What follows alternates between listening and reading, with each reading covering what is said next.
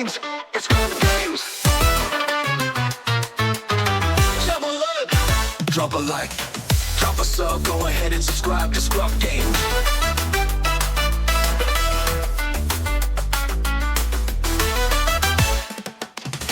Drop a like, drop a sub, go ahead and subscribe to ScrubGames. How's it going, Scrub Gamers? Welcome back to another video here at Scrub Games, and today we've got a look at the set 4 leaders, because now we've had all of them officially revealed, and this weekend we're having the pre-release for the event, for the set, and now we've seen all the set. It'd be nice to kind of go over the leaders, kind of have a look at them, and kind of have a few initial views, because I've kind of left out covering spoilers, because you get them in bits, and where there's no like kind of like with every games I've had, like Dragon Ball, there's more like they show all like a whole color, or a whole aspect and stuff like that, so you can kind of get a grip of that to try out. But with like Star Wars ones, are just all over the place, different ones each time. You get like bits of a set until like doing a puzzle. And I thought rather than just cover them and then like something new come out that kind of validates like a view or anything like that, or makes them a bit more useful or less useful, might as well just go over them once. And so in this one, we're just going to go and have a look at just the leaders and kind of have some initial views on them. So remember to like, comment, and subscribe, because it keeps you updated with my videos as when they drop. And by clicking that notification bell, you can also get alerts when videos do drop, so you can watch them there and then, or at a time that suits you best. So, well, out of the way, let's have a look at the leaders. So for the first one we've got is, so we're starting off in the aspect order, so we're going for Vigilance, and we always go for the dark side, then the light side. And first one we've got is Asajj, so Asajj getting a second leader. So we've got one in the third set, now one in the fourth set. And she's one of those ones that have the alternative kind of a deploy, where they can either deploy as a leader or deploy as an upgrade on a friendly vehicle as a pilot. So she is a Force Knight Bounty Hunter and Pilot unit, leader, and then she deploys quite late at 6 resources. So she's latest I've seen in the set, I think. Maybe, but she deploys at 6 resources, so turn 5, and then she can either come down as a leader, which then, as you can see, deploys as a 4/6 that has just grit. That's all she has. Or you can deploy as a leader on a leader upgrade on a friendly vehicle unit that doesn't have a pilot on it, and then she comes down on that unit as a 3/4 upgrade, so boosts the stats of that unit by 3 power and 4 health. And then provides it with a effect, so it makes the attached unit a leader unit, so now that unit becomes a leader, and the unit gains crit, and plus an extra effect, which is on attack. You can deal 1 damage to a friendly unit, and if you do, deal 1 damage to an enemy unit in the same arena. So you're always going to have a target for that, or for yourself in a way. You may deal 1 damage to a friendly unit being itself to kind of power up because it have grit, and meaning you can have like a pretty big unit depending on the damage on that unit. And when she's in the leader area, she's got an action to basically do kind of something similar, which is by tapping her, you can deal 1 damage to a friendly unit, and if you do, deal 1 damage to an enemy unit in the same arena. So you can kind of, it's got to be the same arena, so you can't do ground to space, space to ground, has to be in the same arena. So it's a pretty nice one. I'm not sure how great it would be, because it does deploy quite late, and the stats aren't impressive for a 6 deploy leader. Like, most 6 deploy leaders have kind of better stats. But she could be quite a good, aggressive one for the dark side. So I think she's all right. Just nothing that I'm personally impressed with, like in the stats or the leader ability. And when we get so many leaders, they've got to kind of have an edge to either, like some aspect combinations have a best leader in that aspect combo, and which kind of like overshadows the rest, like how Boba did for the first 2 sets. But then, if you want to kind of get out of that shadow and kind of still be used, you got to have a niche, which I don't think, Ventress has that great a niche outside of the aspects really. But that's Asajj. Let's have a look at the next one. So the other heroic, they're not heroic, the Villainy leader in blue for the for set 4 is Grand Admiral Thrawn. So Thrawn also getting a new leader that we haven't had since set 1. So Thrawn getting a new leader. And he looks pretty cool. He's kind of one that I kind of like and is kind of interesting. So he is just like Asajj. He deploys at 6, so pretty not too late. But then his stats are a little bit better. Still 4 power, but 7 health. But he doesn't have that new kind of deploy where you can deploy him either as an upgrade on a vehicle or as a unit on the ground arena. He just deploys in the ground arena as a unit. So 6 resources. He comes out as a 4/7. Now he's got a pretty interesting effect because he's got the ability to let you use when defeated effects twice, so like double trigger some of them. And on his deploy turn, you potentially get 4 when defeated triggers triggered off, which is nice. So he's got an effect in both arenas where when you use a when defeated ability, you can use that ability again, and for the leader ability, it's exhaust this leader, and if you do, use that ability again. Whereas when he's in the leader area, you can use that ability again, and you can use this ability once each round. So it means you get 1 use when he's in the leader area, but you got to tap him when he's in one tap him when he's in the leader area, and 1 use when he's deployed. So that's pretty cool. So you can get some pretty nice ones. Like there's the focus on exploiting, where you got those small units that when defeated give you tokens. Those token units, and you can double those up. So instead of getting 1 token, you get 2 tokens. You got things on like Cobvamp, being able to look at the top 10 and mill a 2 or less card from those top 10 to drop and play it for free out in the turn. You can do that twice. It's pretty nice. It's a very good one.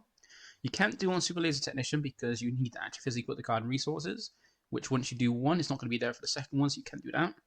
And then you've got some other things like you've got really cool ones, like you even got his new Chimera as well, Blue Chimera, which can force, which when played can trigger when defeated, and then this can trigger again. And even like Rufus Raider, that's the one I'm trying to think of as well. So it's pretty cool ones, and he does look to be like a better way to use exploit, because like exploit wasn't really used in set. Wait, when did it come out? Yeah, set 3. Set 3 wasn't really used too much. Like it was there as initial thing on some units, but the whole like exploit focused deck wasn't really a thing. I used some of the cards in different decks as little things, more for like generating the units, but exploit never really took off that much. Like I know there was the Nalisade deck that you could do with tokens. So that was quite like a fun, like a different kind of deck to kind of use it, but it didn't really do anything competitively.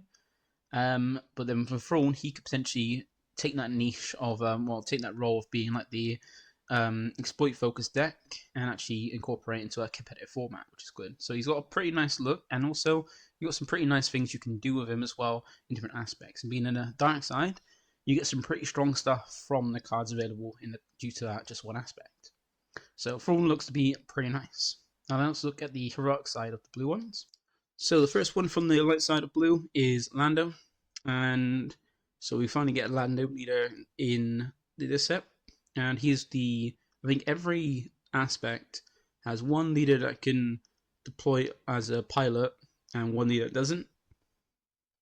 So this is the heroic side of Blue's pilot deploy leader, and I think he is the So this is the latest deploy in the set. 'Cause he deploys at 7. So Asajj and Thrawn, they are not the latest deploying leaders. It is Lando here, and he either comes out as a 5/7 Sentinel when he deploys on 7, or he comes down as an upgrade on a vehicle that gives it a 5/5 boost, so 5 health, 5 power, and also gives the unit Sentinel, makes it a leader unit, and also has an extra effect when deployed as an upgrade. You can give a shield token to a unit in a different arena. So if you deploy it as a upgrade, you can give a shield token to something in the ground arena. Because he's all about giving shields, because when he's in the leader area, his effect is an action where you pay 1 and tap him. You play a unit from your hand, by paying its cost. It's nice to say paying its cost so people know. If you do, and you control a ground unit and a space unit, so 1 in each arena, you can give a shield token to a unit. So that's the kind of benefits of his effect, is you're essentially paying 1 extra to play a unit out, and if you have a unit in each arena, you can give a shield token to one of them, or a unit, which is nice. It does have support with like the Rebel and Official, Rebel stuff, so he's got the Rebel stuff going for him. But it seems like he's a rare leader as well, so he's one of the rare ones. I think each aspect combo has a rare leader, meaning that the more competitive focus, and he is quite interesting. Like giving shield's pretty good, but he plays so late that I don't know if he's going to be that great. Like he does make a Sentinel as well when he comes out. He makes a Sentinel in either arena, depending if you deploy as an upgrade or as a normal unit. But he deploys so late, and his effect is on when you've got a leader that's got an effect that requires you to pay an energy. You're paying 1 energy less than you would do for a normal turn. So you've got to kind of think about, is it worth that 1 extra energy? And Lando doesn't seem to be that like his effect doesn't seem to be worth it too much. So I don't see high hopes for Lando, but he is interesting. But I just don't see him being that great. But some leaders can come to see competitive viability after being discovered in a certain combo. So we'll see if that changes in future. For the other one we've got is Rose Tico, and I think she gets a lot of hate. I don't know if it's because of the character or just how Star Wars fans are, and like people really don't like her in the movies and stuff. But for Rose, she is a leader in the in set 4, so another Resistance one, and she deploys early enough at 5 resources, coming down as a 4/6, and she's the other leader, and she's the one that doesn't deploy as a upgrade. She deploys as a unit in the ground arena. And she's all about vehicles because her effect is all about healing vehicles. So when she's in the lead area, you can use her action by tapping her and heal 2 damage from a vehicle that attacked that same turn. And then when she's deployed, when she attacks, you can heal 2 damage from a friendly vehicle, from a vehicle unit. She's all about healing your vehicles, which is nice, especially when you've got units that ambush, having to come in straight from the first turn, come down, attack, ambush, take some damage. You can then heal them up with this as well, and just healing up vehicles to keep them in the game a little longer. This could be pretty nice. Quite a quick deploy, pretty solid stats for a deploy as well, and then healing up vehicles. And given we've now got a lot more vehicles in, or lots more space units to kind of play, so like it's not more ground units and space units. We're kind of getting a lot more space now, and with some of the what some of the space units can do and the different viable aspects, she could be quite decent and quite interesting. But then she only focuses on vehicles, so while almost all vehicles are in, all space units are vehicles, I think all of them are. But in the ground arena, there's not too many vehicles that you normally see in the ground arena, and not too many amazing ones or worthwhile ones at times. So it could be that she becomes space focused, or maybe there are some vehicles on the ground, but we'll see how it is. But she does seem to be a pretty decent leader. So now moving on from Vigilance into the command leaders, we've got first one being Admiral Piett, and this is probably my favourite one from the set because of just the effects and what it's offering. So Piett is one of the leaders, the leader for the dark side of command, and he's the one that doesn't deploy as a leader or as an upgrade, and he's all about capital ships because his effect is all about reducing the cost of capital ships.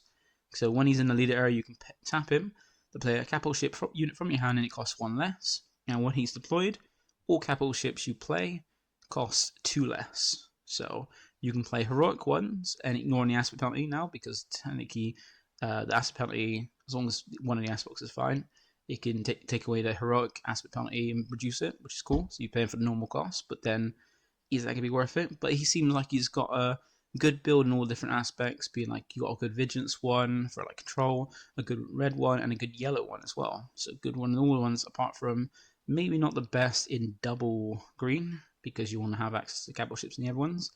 But it seems pretty nice, especially since in yellow you've got some good things like sneak attack and triple dark raid to play out some capital ships from top of your deck from your hand cheaper, and just bring them out and attack straight away with them. You got red offering some good capital ships like a new Devastator and Rufus Raider, and then also Planetary Bombardment to go with it. And in blue, you've got just the normal hard control with some good capital ships that will play out a little bit cheaper, which is cool. So instead of having to wait to play a Avenger for 9, you can play it for 7 or 8, depending on if your leader's deployed or not. So it looks to be really nice, and I'm looking forward to trying it out. It seems this one might be a good competitively viable leader. Next we have Vader, so we got another Vader leader, so it's pretty nice. So we got a new leader for Vader, and he is the one that has the alternative deploy for the dark side of green. So he's all about vehicles really, like you see what it was epic action. He can deploy as a upgrade on a vehicle, and he gives a huge boost because he either comes down, if you deploy him as a ground unit, it comes down as a 5/6. And if you deploy him as an upgrade, he comes down as a 5/5 upgrade on that unit. So that's pretty good. And his effect is all about the vehicles because he's got an action when he's in the lead area, which is if you attacked with a non-token vehicle unit this phase, you create a TIE Fighter token, which is one of those, which is a space version of the token units we got from set 3. So it creates a 1/1 token in space, which is pretty nice.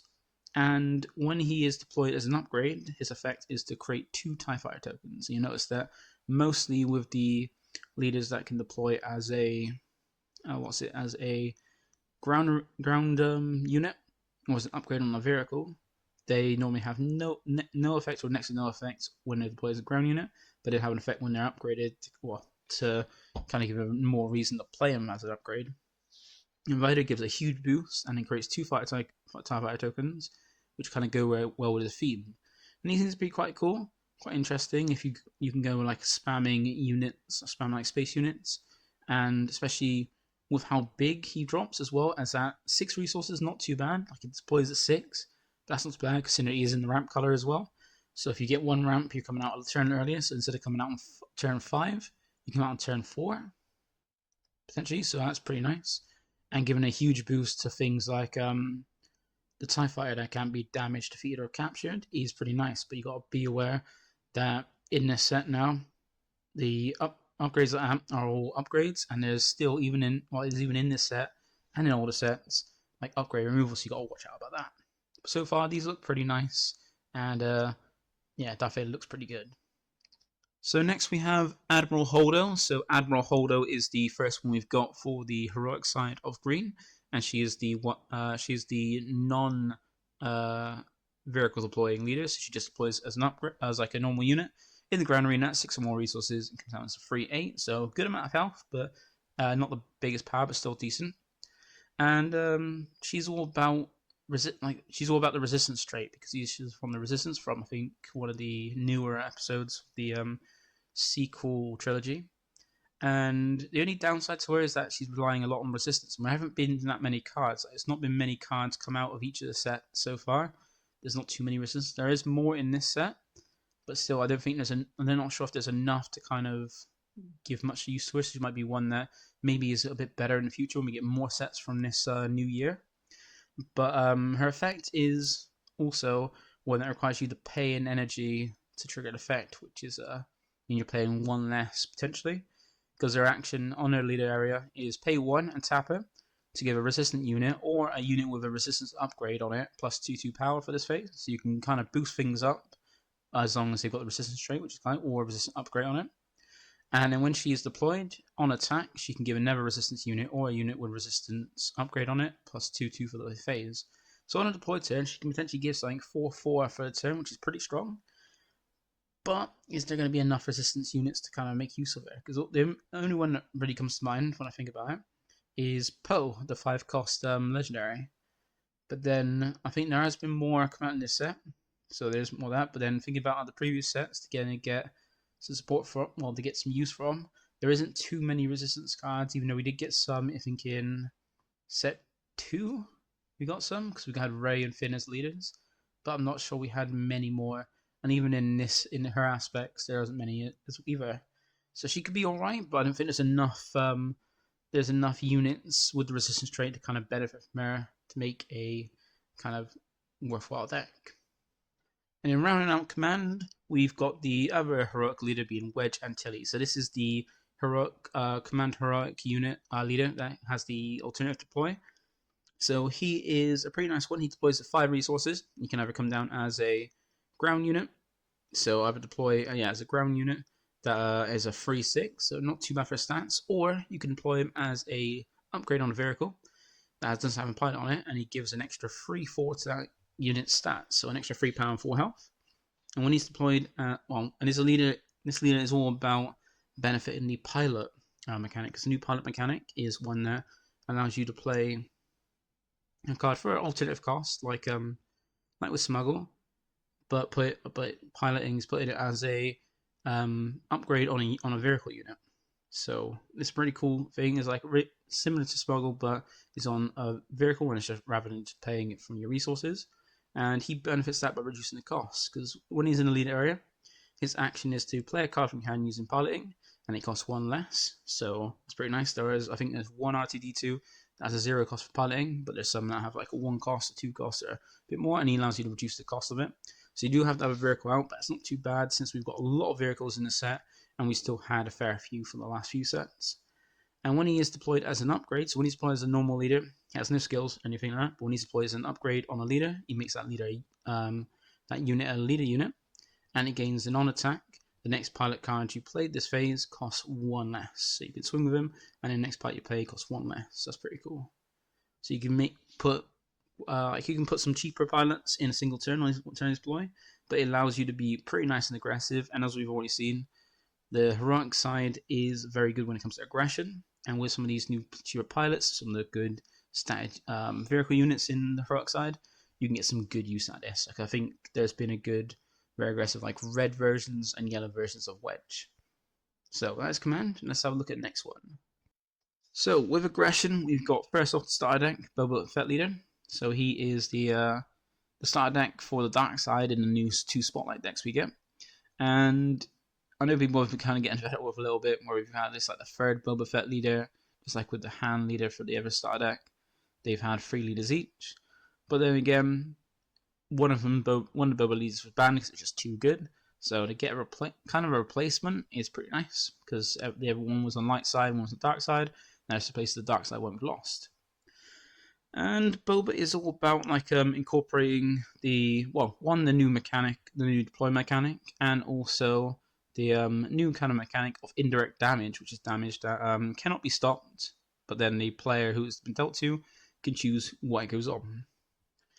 So he's got a nice little effect where when you deal when he's in lead area, when you deal non-combat damage, so be indirect damage or damage isn't followed by attacking, you can exhaust this leader, and if you do, you deal 1 indirect damage to a player, and that player assigns the unpreventable damage among the units of base. So if you assign it to a leader that has a shield on, it will go through the shield, not pop it, but go through the shield to damage that unit, but the shield will stay intact, because the shield only goes off if it prevents the damage, which indirect damage cannot be prevented by indirect damage. Well, yeah, shields can't prevent indirect damage. And when you get 6 or more resources, you can then deploy him. You can either deploy him as a normal leader in the ground arena as a 4 or 7 with no effect, or you can deploy him as an upgrade on a friendly vehicle and deploying as a 4/4 upgrade on that unit. And when you do, that attached leader becomes that attached unit becomes a leader. And when you deploy it as an upgrade, you get to deal damage. You get to deal up to 4 damage divided as you choose among any number of units. So like a miniature overall barrage, which is pretty cool when you upgrade him. So you give a good boost to a vehicle unit, and then get to do a little small overall barrage as well. It's pretty nice. Like I'm kind of hyped for Boba. Just have to put in a bit of testing, because I haven't tested much since for set 4, because I've been waiting for all the cards to come out, and sometimes you can't. It's pointless testing something when something new comes out and changes it up. So it's best to wait until the entire set. But now it's out, we're gonna give it a try. So Boba does look pretty nice, and is a good reason to get a spotlight deck. Next we have the last one for the dark side of aggression, and that is Major Vonreg.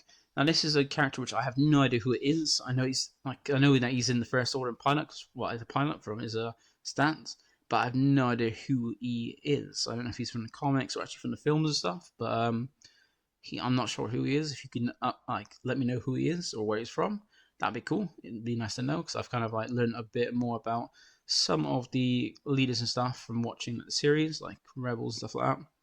So Major Vonreg, he is the one that can deploy as an upgrade or as a ground arena unit when he deploys, and he deploys quite quickly because he deploys at 4 more resources. So same with like Lando and Sabine, deploys quite early, but then low stats like the other 2 have. He was like a 2/5 like standard for 4 cost deploys.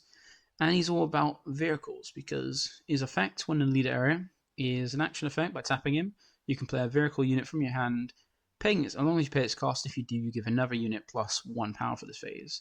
So you can play a vehicle unit from your hand, and you give another unit that's already on the board an extra 1 power for the phase. So not great for turn 1, but turn 2 onwards, you can get the good benefit of that.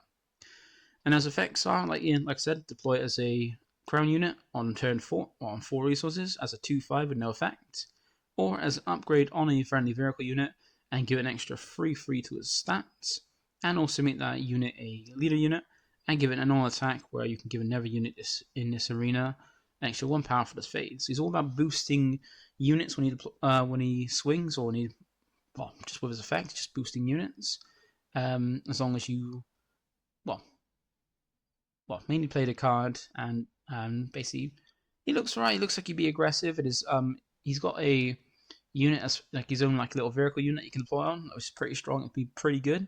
And where you can deploy so quickly, you can potentially be a very good aggressive leader. Well, we'll see how it goes with it. Next, we have Captain Phasma. So a nice first order unit. So we've got some nice first order leaders, and Captain Phasma makes her appearance in this set as a leader. I don't think we've had Phasma as a unit before, but she seems to be like a new aggressive leader for well, not just aggression but aggressive leader for Red. Supplies that she's the non-pilot leader for the dark side of aggression, and if you control 5 more resources you can deploy, so she deploys at 5 and comes down as a 4/6, pretty good, pretty standard for those stats kind of for 5 deploy. And she's all about pinging damage when you play first order, so just like how the Holdo supports the resistance trait, which isn't too many of. Captain Phasma supports the first order trait, which also, once again, just like resistance, there isn't many of it. It's not too many first order units, so it can be kind of like lacking a little bit there. So her effect is, like I said, about damage, and when she's on lead area, you can tap her. If you played a first order card this phase, you can do 1 damage to your base. So kind of like Sabine with extra steps, rather than just dealing 1 damage to both bases, just tapping the leader. Captain Phasma requires you to play a force order unit so you can deal damage, but a nice benefit is, the downside is where you got to play units, you have to play a first order unit to trigger it. The upside is you're only pinging you deal damage to a base, so just 1 base, and more likely your opponent's base, not your own. So you don't damage yourself, you're just standing there. And then when she's deployed on attack, if you played a never first order card this phase, you can deal 1 damage to a unit, and if you do, you deal 1 damage to a base. You can then start pinging damage to a units and also a base. So pretty cool. And you get the first order and trooper traits, so you can get benefit of the first order stuff, and also General Hux, I think she can get a benefit of, or I think it's General Hux, where it gives all the first order cards raid 1. That's pretty nice. And then you got the troopers keyword that kind of you can get boosts from some of the troopers, which is quite nice. There's not too many, but it's still one that could provide some benefits. So she looks like a fun, aggressive lead, and we'll just have to see how she does, and if there's enough first order cards to kind of support her. And then into the heroic side of aggression, we've got Luke Skywalker, just like how Vader got a new leader. Luke got a new leader, and it just always seems like the art with Luke is always hit and miss, like not great. Like the curse of Luke Skywalker is in the art of Star Wars game. But he's also another one that deploys as a ground arena leader or as an upgrade, and he's all about the fighter trait, which is found on like a lot of the vehicles, like the space units. So his effect on the leader area is an action where you tap him. If you attack with a fighter unit this phase, you deal 1 damage to a unit. So a little bit of ping damage to a unit, which is nice, but only if you attack with a fighter, which is a lot of to use, so you can make use of that. He also provides the Force and Rebel trait, but not while he's upgraded. So remember that the traits on the leader do not pass on to the upgrade, because he's just an upgrade, doesn't provide the extra benefits to that. And when you want to deploy him, you can deploy him at 6 or more resources, so turn 5 onwards unless you ramp. And he deploys as a leader in the ground arena as a 5/6 if you want to. Or you can deploy him as an upgrade on a vehicle, and he provides a 4/5 boost, so 4 power and 5 health. And when he's deployed, he gives the benefits to the leader in that unit.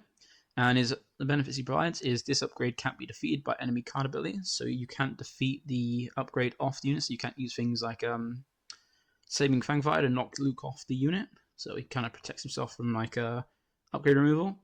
And he makes the attached unit a leader unit, and then he's got the extra benefit of if it's a fighter unit he's on attack, you can deal 3 damage to a unit, so kind of throw 3 damage on a unit when he swings. So it's pretty cool, pretty nice. Seen some very aggressive Luke decks, and Luke is quite nice, especially since you can't knock him off of upgrade, so unless you bounce the unit back, you got that kind of benefit. But you can kind of have a way with R2 to kind of allow them to put you back on. If you can get this to back on 1 unit, that's very powerful, because then you can't defeat Luke off it to get rid of it, and you can't defeat or bounce the unit itself. So it becomes a hard unit to kind of deal with, which is cool.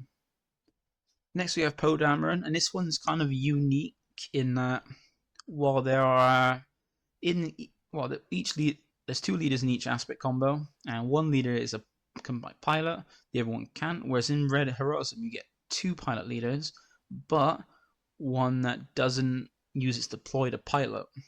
Because Poe's quite unique in that he's one of the 2 leaders in this set that can deploy, well, technically deploy multiple times, because his action is by paying 1, you can, and tapping him, you can flip this leader and attach him as an upgrade to a friendly vehicle without a pilot on it.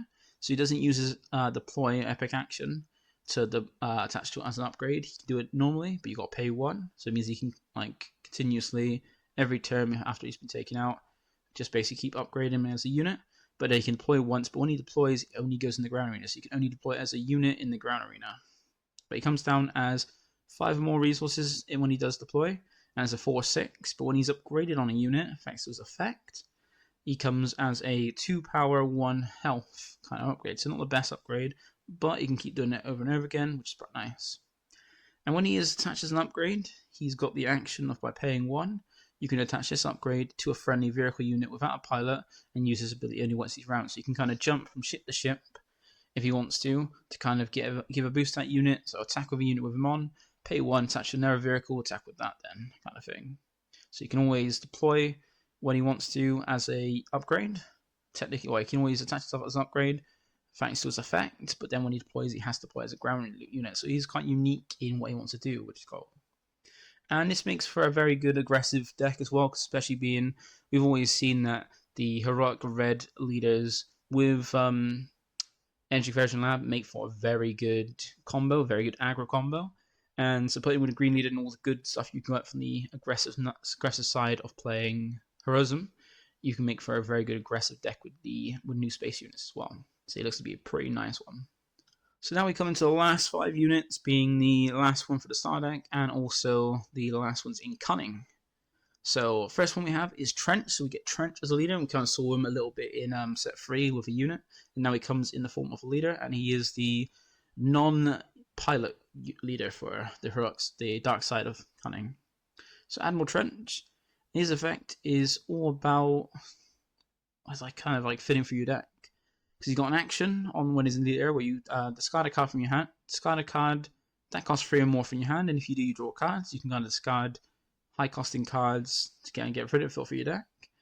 And then he's got on his deploy is not an epic action, so he's the first leader with a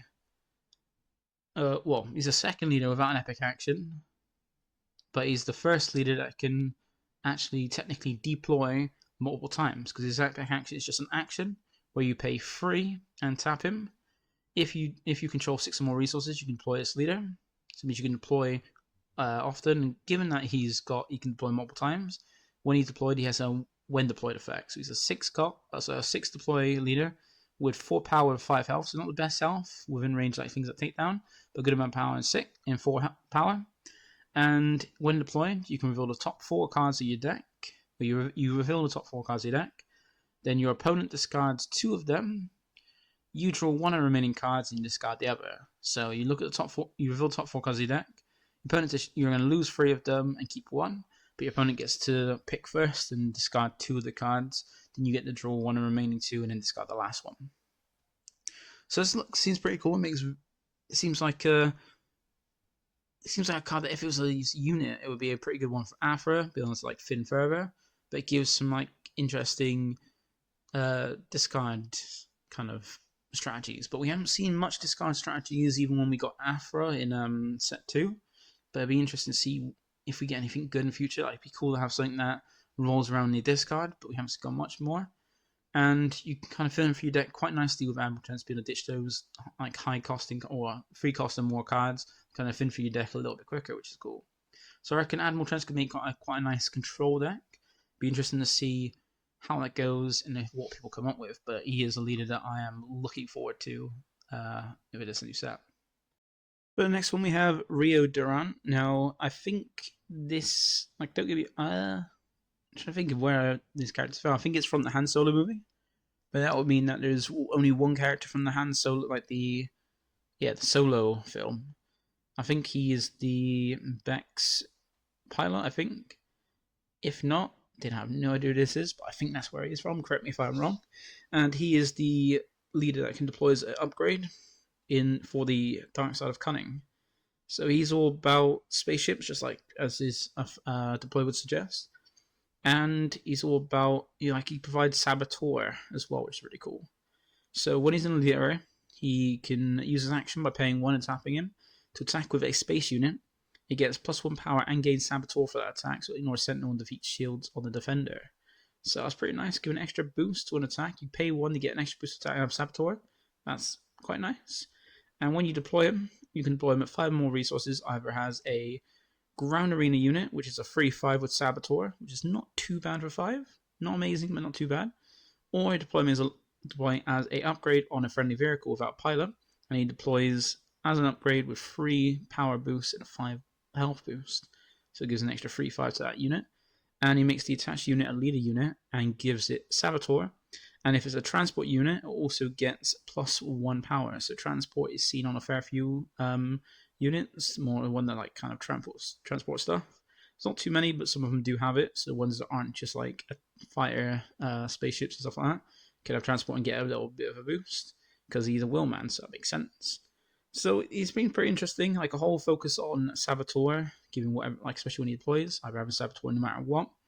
And he seems pretty cool, but I'm not sure how great it would be, because considering all the leaders you can get, also quite a lot of the good leaders you can get into the dark side of Cunning, he's gonna have a fight for a place of relevance in that aspect combo.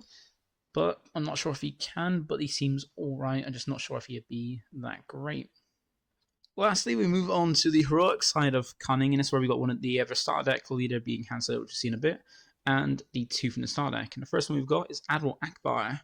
So Ackbar gets a leader finally in the 4th set, and he is a leader that doesn't deploy as an upgrade, but that makes sense because he kind of commands. He's an admiral, he commands, so he just has the normal deploy of going to ground arena, but he's all about exhausting stuff and creating X-Wings, because he's an admiral of a fleet, isn't he? So Admiral Ackbar is a trap, which is a great tagline from the whole thing that he's known for, that he's a trap. He's a rebel leader, and he's an action where you can pay 1 and tap him to exhaust a non-leader unit, so it doesn't have to be yours, it could be your opponent's as well, and if you do, its controller creates an X-Wing token. So you can either exhaust one of your own units and get an X-Wing token, or you can just tap one of your opponent's units so they can't attack or do anything, and then they do unfortunately get an X-Wing token, so you can use it both offensively or defensively. Pretty nice there. And when he deploys at 6 more resources and deploys down as a free 8, so same as Holdo, deploys at the same time and with the same stats, which is pretty decent. And now on attack, you can exhaust a unit, and if you do, its controller creates an X-Wing token. So now you can, when you deploy, you can now attack. You have to attack to do the effect, but now you can exhaust any unit, not just a non-leader unit, and then still give that the owner of that unit an X-Wing token. It's pretty cool, nice bit of thing for control, but we'll see how it features. But he has some cards that kind of want your opponent to have more space units. You can kind of do stuff like it's a trap and a restand all yours, and also there's the, I can't remember, I think it's Home 1, I think it is, that can come down cheaper if your opponent's got more space units or a certain amount of space units. Now you have Han Solo. So Han Solo is the ever starter deck leader, well, the ever spotlight leader, and a pretty nice one, and one that probably might be fed up with. Like so many Han leaders, he has 3 now, but they're all different ones. I think they're different ones anyway. Like one's a space focus, one's from in the Solo film, and one's from the original trilogy. But he's all about odd numbers because he's all about needing odd numbers for his effects. Because in the leader area, he was also the first Han Solo that has a rebel trait as well, which is cool, and doesn't have Underworld tag like the other 2 do. So his effect is action. By tapping him, you can reveal the top card of your deck, then attack with a unit. If the revealed card and that unit have different odd costs, that unit gains +1 for that, +1 power for that attack. Nice thing about this effect is by revealing the top card of your deck, it doesn't go anywhere, it just stays there, you just reveal it. But it allows you to know what's top of your deck for things like Your Only Hope, which is really cool. So it means you can kind of use Your Only Hope to play out a card. If it's a card you want to play from the top of your deck, you can potentially play it out, and you don't even need to have a unit to attack with. You can still do it even on the first turn, even though you're not gonna, well, at least to know for things like R2, which is cool, or C3PO. So that's quite cool there, and nice way to set up for things like that. And then when he deploys, you can deploy him as early as 5 or more resources, and he comes either down as a free 7 leader in the ground arena with no effect, or you can deploy him as an upgrade on a friendly vehicle unit, and he comes down as a upgrade that boosts the card by 3 force, so 3 power and 4 health. And he makes the attached unit a leader unit as well. And then when he does deploy as an upgrade, for each friendly unit or upgrade that has an odd cost, so includes himself as an upgrade, you can ready a resource. So you can untap, you can get quite a few. It reminds me of if you played Dragon Ball, like Soul Striker, be able to like untap energy or resources to basically play more things, and that is pretty nice for Han Solo. There's even the whole thing of if you get out the new Millennium Falcon, the heroic one in the set, and then deploy Han Solo on him, untap some resources, then put that allows you to have more than one pilot on it, and then put on it as well an R2-D2 for free, and then also then a Chewbacca. You come in with a 12-12 unit that can't be defeated or bounce back to hand, and has, I think, maybe 12 or 13 power, like a hell of a lot of power.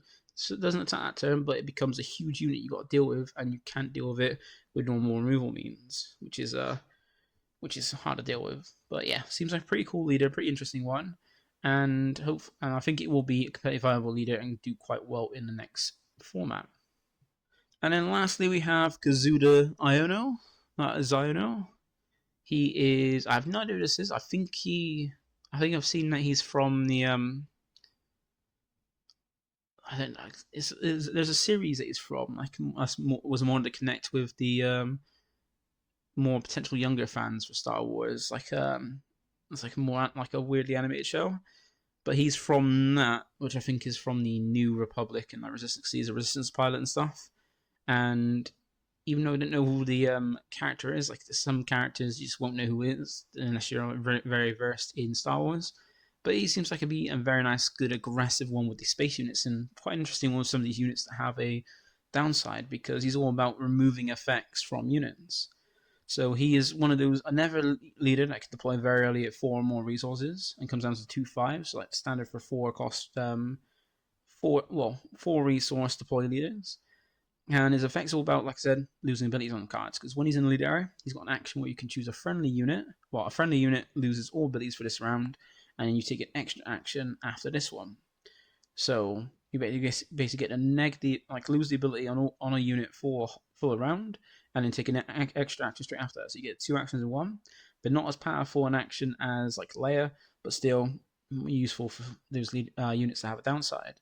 Because if you think about a downside on a unit, that could be like the Millennium Falcon, the legendary one for set 1, that has to tap a resource to stay on board. Like, get rid of that effect, and because how the turns happen, at the end of the turn is when you do your drawing, resourcing, and then untapping everything. If you have, that's the whole round. So the next round starts when you start the action phase of the next round. So at the end of the turn, for this round, it's effectively it doesn't have that, so it basically have to tap once it getting rid of those downsides. And there are some other units that have downsides that you kind of use this on, which is pretty cool. And he either deploys as a ground arena is a 2/4 or on 4 resources as a 2/5 that has an on attack. Choose any number of friendly units, and they lose all their abilities for this round. Or you can upgrade him on a vehicle unit without a pilot, and he comes down and gives a free boost to it, so 3 power, 3 health.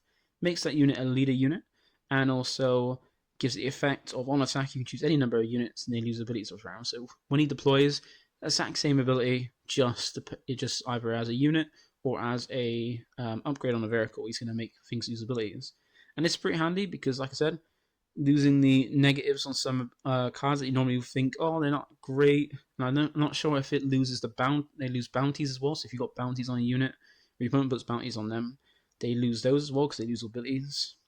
So it'd be interesting to know about that. But he seems pretty cool, and I've seen people are loving the aggressive stuff of him because he deploys quite early, and some of these units that have downsides have very good stats, like bigger than what they normally should be. Because of that downside, they're increased. So he looks like he'll be a very good aggressive leader. And that is all the leaders from this set. So thank you for watching. I think that there's pretty good leaders. There's not too many game-changing ones. I think there's been the same since the first set of some pretty good leaders that are useful, but nothing more normal. Like there's some interesting ones, but it'd be interesting to see how the set is. But then we can always easily say that set 4 is not as strong as a beginning set of a year like set 1 was, but then we shouldn't expect all sets to be. But it looks to be quite interesting, all the sets. Like, I know I'm looking forward to Trench and Thrawn and Piett, so more dark side ones. But let me know how you feel, like what your favorite leaders are, what you're looking forward to, and I'll catch you in the next one. Bye for now.